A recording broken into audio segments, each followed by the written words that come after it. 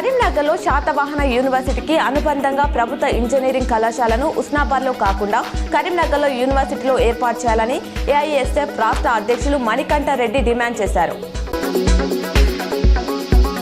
జగిత్యాల జిల్లా కొరుట్ల నియోజకవర్గంలోని కొరుట్ల మెట్పల్లి పట్టణాలలో అత్యధికంగా బీడీ కార్మికులు ఉన్నారని, అలాగే ఆశా వర్కర్లు ఉన్నారని, వారి సమస్యలను మీ దృష్టికి తీసుకువస్తున్నానని ఈరోజు అసెంబ్లీలో మాట్లాడిన కొరుట్ల ఎమ్మెల్యే డాక్టర్ కల్వకుంట్ల సంజయ్.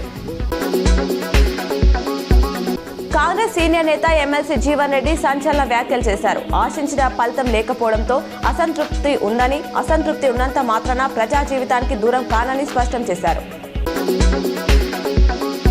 జగిత్యాల జిల్లాలో నాటు తుపాకీ కలకలం సృష్టిస్తుంది. రాయకల్ మండలం రామోజీపేటలో అనుమానాస్పదంగా తిరిగిన ఇద్దరు యువకులను గ్రామస్తులు పట్టుకొని బంధించి దేహశుద్ధి చేయడంతో నాటు తుపాకీ బుల్లెట్లు బయటపడ్డాయి. పోలీసులు అదుపులోకి తీసుకొని విచారించారు. నాటు తుపాకీతో రామోజీపేటలో సంచరించిన ఇద్దరు యువకులు ఉత్తరప్రదేశ్కు చెందిన వలస కూలీలుగా పోలీసులు గుర్తించారు. కరీంనగర్ రెవెన్యూ క్లబ్ ఆధ్వర్యంలో కలెక్టరేట్ మెయిన్ గేట్ వద్ద చలివేంద్రం ఏర్పాటు చేశారు. చలివేంద్రాన్ని జిల్లా కలెక్టర్ పమేల సత్పతి ప్రారంభించారు. ఈ సందర్భంగా మాట్లాడుతూ వివిధ పనుల కోసం ప్రజావాణిలో దరఖాస్తు సమర్పించేందుకు కలెక్టరేట్కు వచ్చే ప్రజల దాహార్తిని తీర్చేందుకు చలివేంద్రం ఏర్పాటు చేయడం అభినందనీయమని అన్నారు.